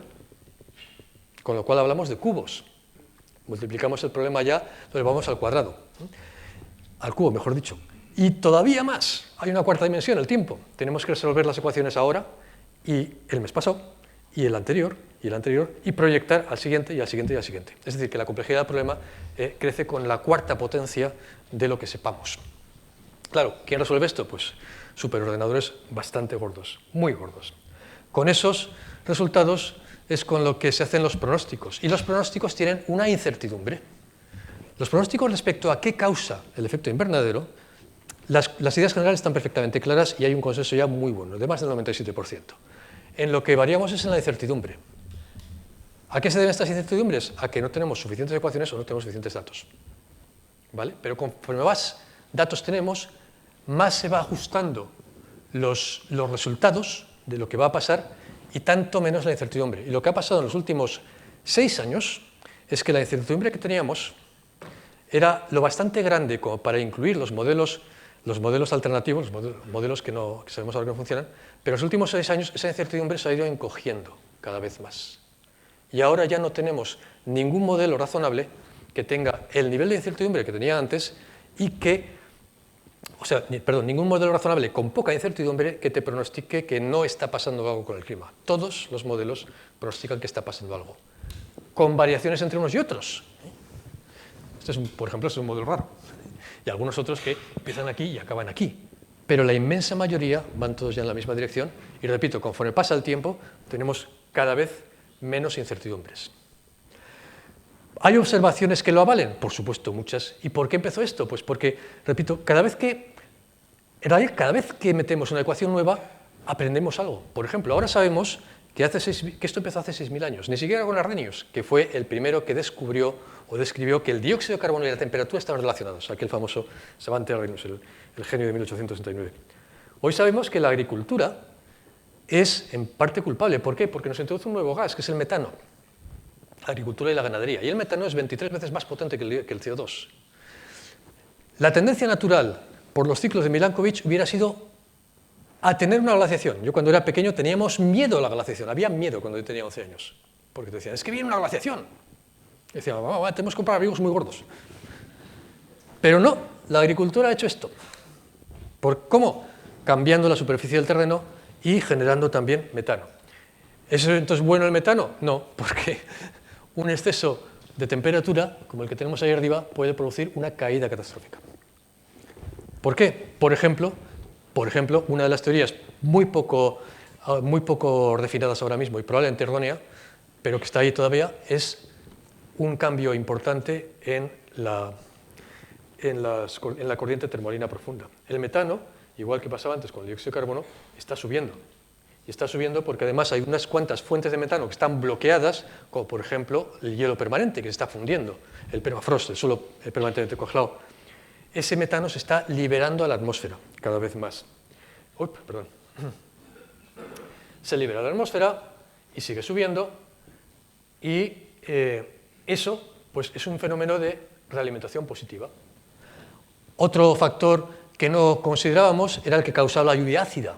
Hoy sabemos que la lluvia ácida está causada por los aerosoles de azufre, pero curiosamente los aerosoles de azufre, que ya no están porque toda esa industria desapareció, también actuaban de sombrilla, evitaban la entrada de luz. Quitamos el azufre, tenemos más entrada de radiación. Hemos resuelto un problema, pero al mismo tiempo se exacerba otro.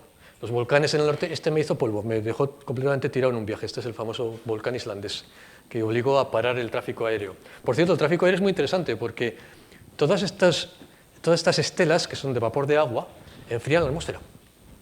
Ahora queremos reducir el tráfico aéreo. Muy bien, perfecto. Para que haya menos consumo de dióxido de carbono y que haya también menos consumo de combustibles y menos emisión de dióxido de carbono. Pero al mismo tiempo, las estelas bajan la temperatura. Se pudo comprobar experimentalmente. El día del 11S, Estos son los aviones que están ahora mismo volando encima de Europa, son unos cuantos. Cuando tuvieron que quedarse en tierra los aviones durante un tiempo, bajó la temperatura. Lo que no estamos seguros es de si esa era la causa o había otras. Pero había una correlación. La deforestación. Si el dióxido de carbono no se retira de la atmósfera por los bosques, por ejemplo porque se quiten, pues evidentemente se va a quedar en la atmósfera. Y ahora mismo pues, la deforestación es otro factor que hay que meter. Es una ecuación más que hay que meter en los modelos, pero es un factor que existe. Y es un factor que existe y además es un poco brutal. Por ejemplo, en Brasil, la deforestación, que ahora se dice que es neutral en cuanto a carbono, porque todo lo que queda aquí se descompone también aquí, eso es cierto solo en parte. Cuando la vegetación está creciendo, se traga el carbono. Es solo cuando está completamente estable, cuando es neutral. Pero un cambio de estos, esencialmente, supone también una devolución de ese carbono a la atmósfera. Este es el cambio que ha habido en Rondônia entre 2000 y 2008. Los rojos son zonas deforestadas. ¿Qué otros factores podríamos considerar? Bueno, este es el más importante de todos. Yo lo voy a terminar. ¡Oh! Me pasó un montón. Voy a terminar aquí. Factores imponderables o poco ponderables. Esto es la emisión de dióxido de carbono a la atmósfera por los humanos, nosotros. Y aquí llegamos al medio del problema. Aquí estamos nosotros en medio, ¿vale? Y hemos ido consumiendo cada vez más dióxido de carbono y ahí se ve perfectamente que los europeos y los americanos somos los principales productores de dióxido de carbono. Hacemos modelos con estos datos y salía lo que salía. Pero claro, ¿qué pasa cuando añadimos más datos? Nos las prometíamos muy felices, pero al añadir más datos, más años, nos encontramos con esta broma. ¿Qué significa esa broma? Que nuestro cálculo de emisión de dióxido de carbono a la atmósfera, que teníamos hecho hasta el año 90 y tantos, 2000, no vale, ya no. ¿Cómo se modifican todos los modelos? Dices, vaya, pues estamos contando 1,5 grados y ahora tenemos que pensar en 2 grados con 2. Más datos, más cambios en el modelo. Eso no significa que el año que viene descubramos un factor importante que no habíamos conocido y que nos cambie el modelo para arriba o para abajo. Lo que pasa es que la experiencia que tenemos hasta ahora es que generalmente nos lo cambian para arriba. Por ejemplo, no se ha metido todavía la respiración del suelo. El suelo tiene bacterias que descomponen cosas y hongos, pero lo descomponen a una velocidad que depende de la temperatura. Si se calienta el suelo, por ejemplo porque se desforeste y le pegue el sol más directamente, entonces se descompone todo más deprisa y se liberan más cosas a la atmósfera. Otro mecanismo de realimentación positiva que ahora mismo no está todavía en los modelos. ¿Qué puede pasar el año que viene? Que en lugar de decir estamos fatal, vamos a tener un momento 2,3, tengamos que decir estamos peor que fatal porque vamos a tener un momento 2,6. ¿Puede pasar lo contrario? Sí, puede ocurrir lo que también se está viendo, ¿no? Vale, tenemos la temperatura del agua muy alta. Eso significa mucha más evaporación del océano. Y cuando se evapora el agua, cuando sube arriba, ¿qué hace? Condensarse y convertirse en nubes. ¿Y las nubes qué hacen? Enfriar. Decís, bueno, tenemos las nubes, pero ¿las tenemos siempre? Las tenemos en algunos sitios y no en otros. Los pronósticos son que los sitios secos van a ser más secos y los sitios húmedos van a ser más húmedos. Y además, como hay mucha más energía en la atmósfera, va a haber todavía más liberación de esa energía en forma de tornados, de fenómenos catastróficos. Yo personalmente estoy echando un vistazo a terrenos en Zamora, porque es una zona que se va a volver un poquito más húmeda ahora mismo. Bueno, pues yo creo que ya lo voy a dejar aquí, diciendo eso, que con más datos, más previsiones, pero fijémonos que estos datos en concreto corresponden a los 7.000 y pico millones de personas que hay en el mundo. Lo que haga cada uno es lo que cuenta, ¿eh? No lo que diga el gobierno X o lo que diga el candidato Y. Bueno, ahora mismo lo que importa es lo que dicen los candidatos. Bueno, lo que dicen los candidatos da exactamente igual, ¿eh? O lo que hagan las multinacionales. No, lo que importa es lo que hace cada persona. Si yo elijo comportarme de determinada forma y elijo ir en bici en vez de en coche, por ejemplo, esa es una contribución neta. Al final, si un montón de gente va en bici, los fabricantes de coches fabricarán bicis y se seguirán haciendo ricos, ¿eh? Nos venderán bicis chiripitefláuticas y carísimas. Pero, por lo menos, tendremos ese factor menos en la atmósfera. ¿De acuerdo? Lo dejaremos aquí ya. Preguntas, si alguien quiere todavía quedarse, porque me he pasado mucho de tiempo. Dejo aquí una ecuación mucho más sencilla y no voy a decir qué es, que cada uno piense lo que es. Pero esta es la ecuación final.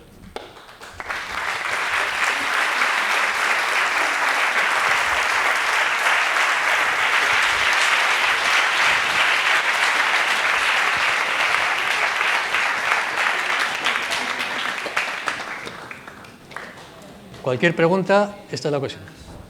Esto que vemos aquí es la termoclina, rojo-azul. Y ahora Nora, mientras hay preguntas, se va a poder conseguir crear la corriente termomarina profunda, poniendo hielo y poniendo tinta. A ver si se ve. ¿Alguna pregunta? Sí. Aquí. Toma. Es que no sé si esto... Hielo. Sí. La liberación de CO2 y metano por la evaporación del permafrost y la liberación de CO2 almacenado en los océanos, Fusión del permafrost, sí. ¿causará un cambio climático gradual o será abrupto? No, muchos de estos mecanismos son de tipo abrupto.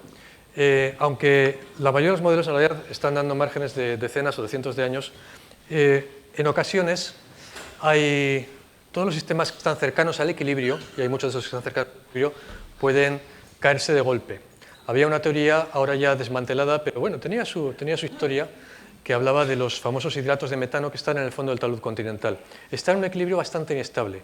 Si la termoclina que estamos viendo en este acuario bajase lo suficiente hasta llegar, por ejemplo, al talud, entonces esos hidratos de metano se liberarían a la vez, o sea, de una manera rápida. Con lo cual, en lugar de ir habiendo un aumento poco a poco progresivo de metano, habría un aumento muy brusco. Y eso podría causar, a su vez, un fenómeno catastrófico. Con lo cual, una de las líneas de investigación que tenemos ahora, que no sé tanto de... Estamos intentando evitar el cambio climático, claro, pero también se está intentando ver cómo se puede la sociedad adaptar al cambio climático dentro de la mitigación. Pues igual resulta que lo que pronosticases como adaptación habría que volver a calcularlo, porque habría que adaptarse a un cambio mucho más brusco. Cuanta más energía hay en la atmósfera y sobre todo en el sistema atmósfera-océano, tanto más probables son los fenómenos de liberación rápida de energía. Vamos a poner un ejemplo muy sencillo. ¿Qué es un terremoto? Un terremoto esencialmente es un movimiento entre placas o entre fracciones de terreno. Se va acumulando poco a poco, se va generando una tensión hasta que se libera de golpe. Cuando se libera de golpe, toda esa energía, en lugar de esparcirse a lo largo de 100 años, se esparce en unos pocos minutos. Eso, aunque es poco probable, no es imposible y hay que tenerlo previsto. Sí. ¿Qué vamos a hacer para cuidar el planeta? Lo primero y más importante, lo más importante que tienes que hacer para cuidar el planeta es una cosa que no te va a gustar. O igual sí. ¿Sabes qué es? Lo que estás haciendo, estudiar. Lo más importante que puedes hacer para cuidar el planeta es estudiar y aprender. Porque muchas de estas ideas o tonterías que cuenta la gente, ¿no? Los chemtrails, por ejemplo, yo hace un tiempo leía sobre una cosa que decía, nos están fumigando los aviones, esa cosa que suelta blanca están soltando, eso es vapor de agua. Pues. Si estás educado, si has aprendido, no digamos ya si te metes en ciencia ya el colmo, entonces no te pueden engañar, porque tú ves los datos, tú entiendes lo que pasa. Cuantas más personas educadas, muchísimo mejor para el planeta. Porque una persona educada toma las decisiones lógicas. Si una persona educada sabe que no puede andar quemando combustible como un tonto cuando podría evitarlo, pues no lo hace. Entonces, ¿qué puedes hacer? Estudia. Y además, te voy a decir qué tienes que estudiar. ¿Qué crees que tienes que estudiar? Dime, ¿qué crees que tienes que estudiar? Mates, física, química, ciencias, pero también literatura, historia. El que no conoce la historia la va a repetir. O sea, tienes que estudiar todo. Lengua. Sin lengua no comunicas las ideas y nosotros tenemos que andar escribiendo artículos continuamente. Todos los científicos que estamos aquí en la sala típicamente escribimos una media entre 3 y 6 artículos al año. Y cada uno cuesta, porque además lo escribes, la editorial lo manda a 3 personas que tú no conoces para que lo destrocen, lo revisen, te digan, eso está mal, no se puede publicar. Y tienes que volver a recalcular todo, volver a hacerlo, hasta que consigues una versión que no hay forma de atacarla, que dices, es perfecta, es que no encuentran ningún fallo, esa es la que se publica. Y aún así, a veces metemos la pata. ¿Sí? El micro es que no veo, desde aquí no veo. O sea, por ejemplo, antes con los aerosoles que tenían CFC se prohibieron. Los aerosoles que tenían CFC sí. para todo esto.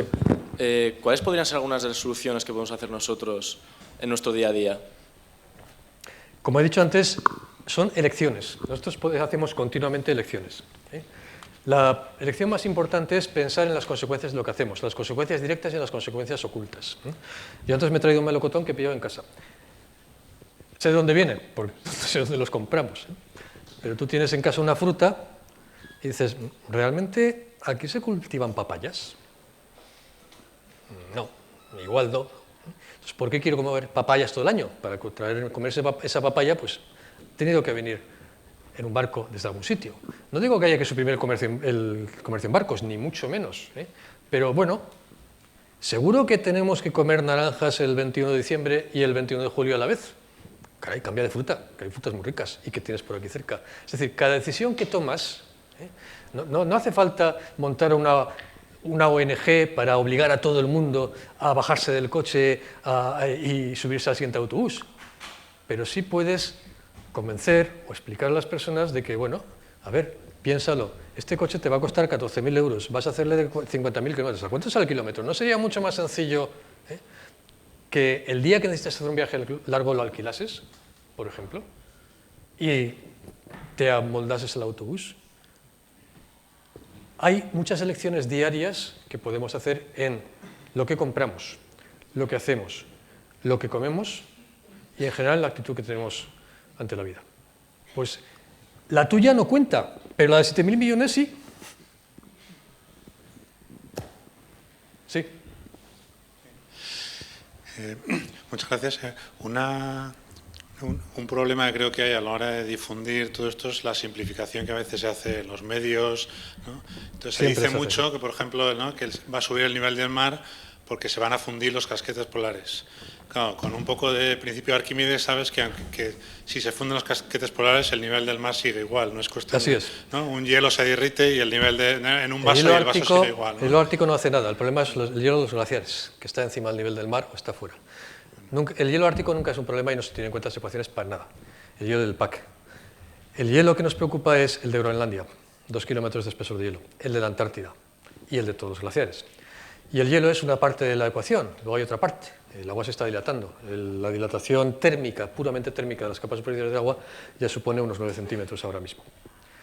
¿Se va a poder fundir todo el hielo? Con los modelos actuales no. Con los modelos actuales tenemos hielo para rato. ¿Cuánto rato? No tengo ni idea. No lo sé. Los científicos en general te dirán muchas veces yo esto sé y esto no lo sé y esto ni siquiera sé si lo sé o no lo sé. Entonces, ahora mismo no hay riesgo de fusión catastrófica o rápida de las grandes masas de hielo. Si se fundieran todos, también es cierto que muchas veces la gente aprovecha estas cosas para hacerte una película, por ejemplo, en la cual, como Waterworld, el nivel del agua subía 3.000 metros. Tú coges tu calculadora o tu ordenador, haces los cálculos y dices, bueno, ¿cuánto hielo hay en el planeta, en la Antártida y en el PAC? ¿Cuánto puede subir? 87 metros. ¿Me están tomando aquí el pelo con Waterworld? No, están haciendo un producto de consumo para que yo pague y vaya al cine. Eso es todo, no te lo puedes creer. Entonces, ¿cómo se consigue saber si te están contando algo real o no? Lo que he dicho antes, educación. Cuanto más te educas, cuanto más sabes, mejor. También es cierto que ahora mismo vivimos una era de desinformación, en la que, bueno, continuamente, los famosos fake news también están en ciencia. Te cuentan cosas, como he dicho antes, cogiendo una parte del problema y te intentan decir que eso es el todo. O te cuentan cosas solo de aquella parte que va a favor de mi agenda política o lo que sea y omito la otra. Claro, con educación, ese tipo de cosas no cuelan.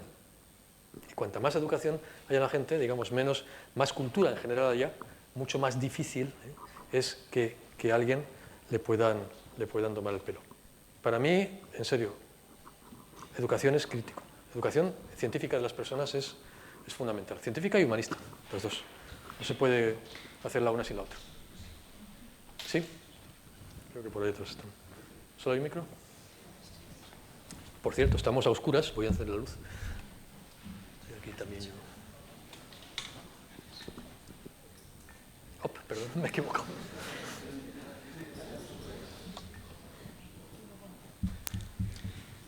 Ups. Sí. Usted ha mostrado que hemos vivido grandes variaciones de temperatura. Sí. Pero no, nosotros no. Ha habido variaciones de temperatura en la Tierra.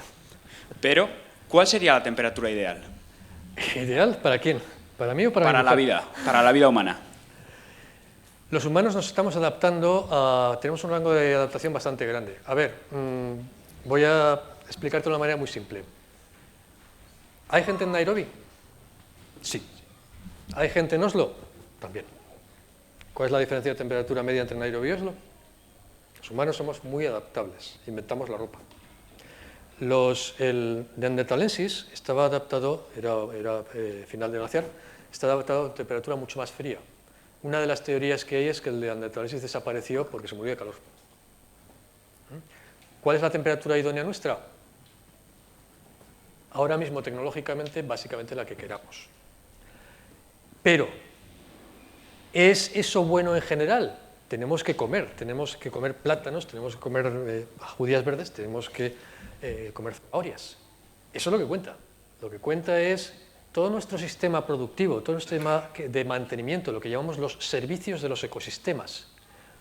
¿Cómo van a cambiar si cambia la temperatura? Ahí ya tenemos un lío. Porque tenemos toda una organización social montada con los servicios actuales y la distribución que tenemos ahora y con el sistema climático que tenemos ahora. Si lo cambias, todo nuestro tinglao se viene abajo. Y se ha calculado que el coste de recuperarlo es varios órdenes de magnitud, en concreto 2, superior a simplemente evitarlo. Aquí la máxima de los médicos con las vacunas es la idónea. Prevenir. Prevenir es muchísimo más barato que arreglar. También es cierto que si tienes una empresa que se dedica a arreglar, te vas a forrar, pero prevenir siempre es mejor. Y estamos hablando de órdenes de magnitud de diferencia de coste. Claro, ojo, no lo he dicho, pero ahora mismo la reversión a un sistema, a una sociedad, a un ambiente preindustrial ya no es posible. Eso ya hemos pasado el punto de no retorno, ya lo pasamos hace algún tiempo. No podemos volver, aunque ahora mismo cortásemos, por ejemplo, toda la emisión de dióxido de carbono, no podíamos volver, porque tenemos la inercia del mar y tenemos la inercia atmosférica. No es posible volver. Mejor dicho, es posible volver, pero tardaremos aproximadamente 100 años. Entonces, hay que ir pensando en adaptarse, pero si los cambios son graduales, la adaptación, desde luego, es mucho más fácil. Que yo quería preguntar que en un escenario en el que está subiendo la temperatura y cada año la descarga de agua dulce, sobre todo al océano Ártico, es mayor y cambia la salinidad, si la corriente del Golfo pudiera verse afectada y transportar cada vez menos calor por una ralentización de la corriente, transportar cada vez menos calor desde el trópico hasta el norte de Europa, si ese mal pudiera, por así decirlo, paliar otro mal que sería el enfriamiento del hemisferio norte y, por tanto, una mayor producción de hielo y todo lo que ello conlleva. Una interrupción del transporte de calor, en teoría, producirá una aceleración de la producción de hielo, porque el calor en la Tierra siempre entra por el ecuador y se pierde por los polos. Por ello, si un mal podría repercutir positivamente en el hemisferio norte, solo en el aspecto de la producción de hielo. No, pero sí, eso se ha propuesto alguna vez, pero no funciona. No funciona porque esa interrupción del sistema de transporte, repito, tenemos un problema con la conservación de la energía. La energía global en la Tierra no va, el punto de equilibrio tiene que ser tal que lo que entra sea igual que lo que sale. Si no hay un transporte correcto de calor hacia los polos, lo que tenemos es un recalentamiento de la zona central. Con lo cual, el diferencial de temperatura, la diferencia entre la zona que llamamos en términos térmicos la caldera, que es el ecuador, y el condensador, que es los polos, es mucho mayor. Con lo cual se genera mucho más trabajo, y ese trabajo se manifiesta en términos de corrientes intensas o catastróficos. Es decir, que es un fenómeno que en teoría no puede ocurrir, al menos con las condiciones actuales, y si ocurriese, el resultado sería más catastrófico que la compensación que podría llegar a dar. Es que, de hecho, no se daría esa compensación. Muchas gracias.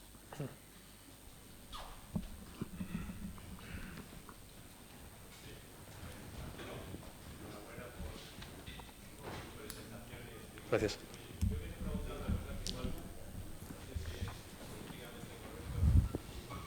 En clima todo es incorrecto.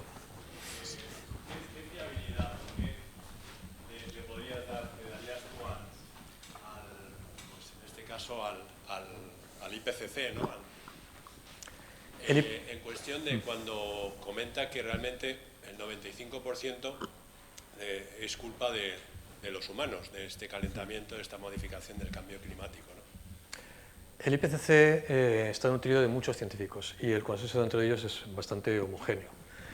Y las cifras que están dando, cuando se revisan por mucha gente, la verdad es que son consistentes. ¿Cuánto es porcentaje del cambio climático? Yo eso no lo sé, porque no estoy en el IPCC. Entonces no sé exactamente todos los detalles internos, no los conozco y no puedo saber si todo es correcto o no. Asumo que sí, simplemente me fío de lo que hacen otros. Lo que sí sé, como sabe cualquier científico, es que, como he dicho antes, el sistema es de tipo caótico. Lo que significa que está en toda la situación del clima está en puntos cercanos a un equilibrio muy poco estable. Y eso sabemos, por ser un sistema dinámico, que cualquier pequeño cambio, ¿no?, por muy pequeño que sea, puede precipitar una reacción en cadena. En muchas ocasiones, estas reacciones en cadena están controladas por mecanismos de realimentación negativa. Conocemos bastante bien los mecanismos de realimentación negativa y en el IPCC los conocen muy bien. Los mecanismos de realimentación positiva, los que aceleran un cambio, son los que no conocemos muy bien. Y ahí es donde es posible, paradójicamente, que el IPCC se esté quedando corto. Es decir, igual resulta que es todavía peor de lo que dicen. Ahora, decir, el 95% del cambio es atribuible al humano, ¿de dónde sale? Es sencillo, se cogen todos los números, se cogen todos los parámetros y se ve qué contribución tiene cada uno. Con el modelo que manejan, sale eso. Con otros modelos podría salir más o podría salir menos. Cuando revisas la literatura científica, lo que hay es muchísimos más casos donde las cosas pueden ser peor de lo que parecen que casos en los que las cosas se van a arreglar. De estos casi han desaparecido. Pero esto no era cierto hace 5 o 6 años. Por tanto, el propio IPCC ha ido variando de posición conforme ha ido teniendo más datos. Yo mismo, hace 8 o 10 años, tenía bastantes dudas de muchas cosas. No había suficientes datos. Conforme van habiendo más ecuaciones en el sistema, conforme va habiendo más parámetros, muchas dudas se te van disipando. Algunas te preocupan, otros son brisas de aire fresco. Cuando descubres un mecanismo que te baja la temperatura, dices, bueno, vamos a ver si esto va a funcionar. Hay una de cal y una de arena, pero no son la misma cantidad de cal que la cantidad de arena que hay. Ahora mismo hay mucha más cal que arena. Entonces, ¿cómo de fiable es el IPCC? No puedo contestar esa pregunta. No lo sé. Yo, sinceramente, no lo sé. Pero ahora mismo es probablemente la mejor ciencia que tenemos. Las otras alternativas inciden sobre aspectos muy concretos de realimentaciones negativas muy concretas que sabemos que funcionan y efectivamente están ahí, pero no está claro cuál es su contribución total en el conjunto de las realimentaciones positivas en las cuales, como digo, hay incertidumbre. O sea, no puedo contestar, yo realmente no puedo contestar esa pregunta. Hola, buenas noches.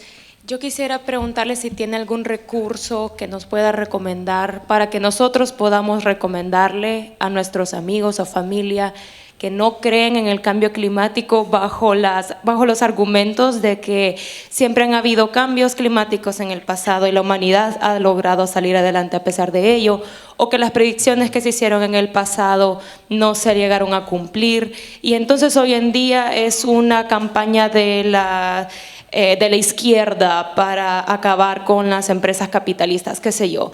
He escuchado cualquier cantidad de argumentos, pero al escuchar yo su exposición no creo ser capaz de reproducirla tan bien como quisiera. Yo creo que tal vez ninguno. Pero algo que nosotros podamos leer y tal vez entenderlo mejor o recomendarle a estas personas como ciencia para que puedan ellos también educarse de una forma comprensible y que puedan subirse al barco de la creencia. Sería difícil precisamente recomendar algo que no cayese exactamente en ese mismo vicio, ¿no? En que es algo polarizado. Y por tanto, siento no poder hacer una recomendación concreta, aparte de leer todo lo que se pueda, a ser posible de fuentes que tengan cierto aval científico. Esa dicotomía de ciencia de derecha, ciencia de izquierda o progresista conservadora es una dicotomía que han establecido los sociólogos, pero que entre científicos no existe. Los científicos no tienen ese problema. No, es una cosa sociológica. Y entre gente que tenga, posiblemente que no tenga el mismo tipo de formación. Sí recomendaría, cada vez que hay un argumento, usar el simple sentido común. El sentido común es espectacularmente bueno. A mí me dicen, sí, ha habido cambios climáticos en el pasado. ¿Y hemos sobrevivido a ellos? No, los grandes cambios climáticos que ha habido no hemos sobrevivido a ninguno de ellos, no estábamos todavía aquí. No estábamos, ¿eh? Ha habido cambios climáticos brutales. Entonces te pueden decir, ¿ves? Pues entonces ha habido cambios naturales. Claro que ha habido cambios naturales, esa es la historia, que nosotros ahora íbamos en una dirección, hacia más frío, y eso no se está cumpliendo. Si todo fuera natural, ahora estaríamos yendo hacia una glaciación. La Tierra está cómoda como con glaciares, y hay periodos cálidos que son escasos. Una de las pruebas, precisamente, es una prueba indirecta, si queréis, pero una coincidencia bastante espectacular de que estamos modificando, de que los humanos tenemos ese pequeño empujoncito al sistema climático que nos lleva en una dirección, que se lo estamos dando es precisamente que no se ha roto la tendencia. Se ha roto la tendencia natural en la que en teoría nos tocaba una glaciación. Es decir, usar el sentido común es bastante importante. A veces me dicen también, no, pero fíjate el invierno tan crudo que estamos teniendo. Sí, un invierno es un invierno, pero lo que importa no es un invierno, lo que importa son cómo han sido los últimos 100 inviernos. Clima es a largo plazo, y en cambio climático hablamos de largo plazo siempre. Tiempo atmosférico es lo que importa para saber dónde vas a pasar el fin de semana, pero no es el clima. El clima es lo que importa para decir si te vas a ir a vivir a Copenhague o prefieres quedarte en Marrakech. Eso sí, es clima. Eso no es tiempo, eso es clima. Y eso está teniendo efectos, lo estamos viendo. Estamos viendo. África, Sahel, se extiende la desertificación. ¿Por qué? Pues porque se está recalentando esa zona, entonces hay zonas del Sahel que están estirando. ¿Cuánto van a seguir? ¿Qué va a pasar el año que viene? No sabemos. Los sistemas climáticos son de tipo caótico, es muy difícil pronosticar las cosas bien. Hay muchos factores a considerar. Cualquier científico que diga, yo sé lo que va a pasar dentro de 10 años, habría que revisar las credenciales. Yo miraría si la tesis la ha hecho o se la han hecho. Así, literalmente. Un científico que te diga, lo más probable es que en 10 años pase esto y esto por esto y esto, es bastante más creíble. Un científico que te admite, hay alguna posibilidad de que pase esto otro por... Puede ser un científico creíble o alguien que está intentando quedarse contigo por algún otro motivo. O sea, también es posible, ¿no? Pero en general, ya te digo, no puedo recomendar un recurso que esté en la web o documentación porque hay de todos los colores y es cierto que como es un tema tan polarizado, hay bastante desinformación, mucha. Antes he puesto el ejemplo de los chemtrails, pero es que es paradigmático, ¿no? O como en el departamento muchas veces nos reímos cuando periódicamente nos viene la noticia de que el avión está soltando sacos con serpientes. Eso somos zoólogos, sabemos que eso es imposible, ¿no? Pues no, pues se sigue insistiendo en ese tipo de cosas. ¿Cómo lo combates? Educando.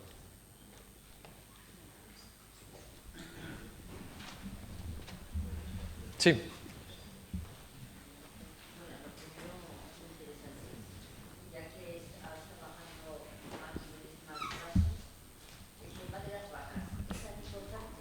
Las vacas.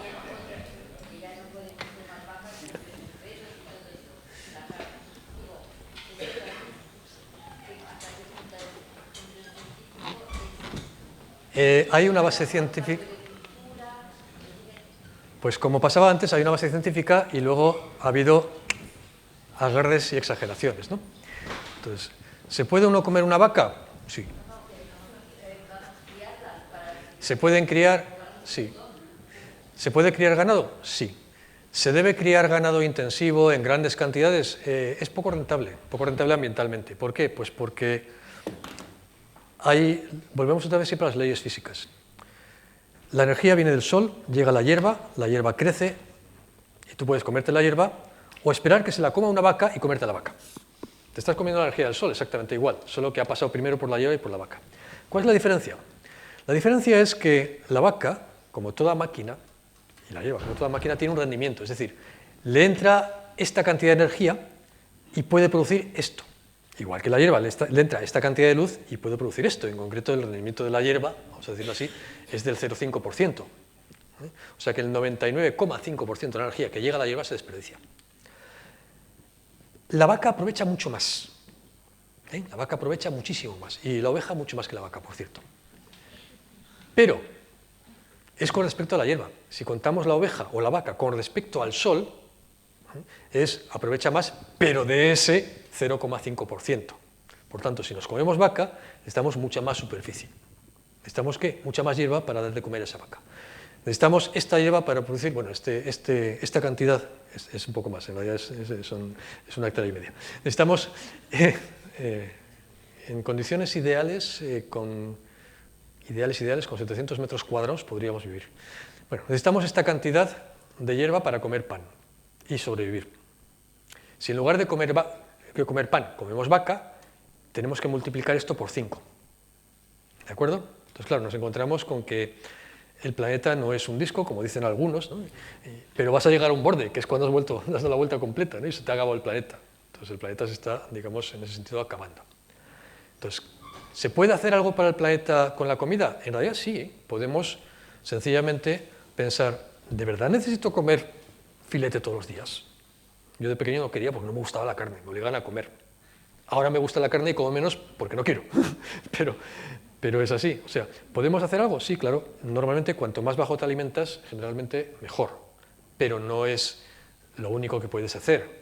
Y tampoco tienes por qué evitar comer carne. Los seres humanos somos omnívoros. Nuestro sistema digestivo, en realidad somos carroñeros. O sea, nosotros estamos diseñados carroñeros oportunistas. Omnívoros, carroñeros oportunistas. Comemos todo lo que podemos. Y la carne mejor que esté un poco podrida, que nosotros le llamamos cocida o cocinada. Cocinar la carne es pudrirla, para que la podamos digerir mejor. Pero cuanto más bajemos en la pirámide trófica, mucho mejor. ¿Tenemos que evitar comer carne para siempre? No, no es necesario. Es más, hay sitios donde es inevitable. Yo cuando estoy en África veo a la gente comer mucha carne. ¿Por qué? Porque una cabra en África es una máquina que convierte hierba incomestible en comida para humanos. Tú no puedes ponerte a comer lo que se cultiva en muchos sitios de África porque es que es demasiado duro, no se puede comer. Pero si tienes vacas, esas vacas pastan, o cabras, mejor dicho, perdón, vacas no, bueno, también hay cabras. Esas cabras pastan y te convierten esa comida que tú no puedes comer en comida que sí puedes comer. O sea, ¿hay que evitar la ganadería? Aquí tengo que dar una opinión. No, en mi opinión no. ¿Hay que reducir la ganadería intensiva? Sí, se puede. ¿Cómo se va a reducir? ¿Por decreto? No, porque la gente decida, bueno, oye, las alubias aquí son riquísimas y las pochas ni te cuento. Que es lo que nos pasa. No sé si hay que comer carne, pero está claro que hay que ir a cenar, ¿eh? Que cada uno cene lo que quiera. Muchas gracias, Arturo, y muchas gracias a todos por haber venido.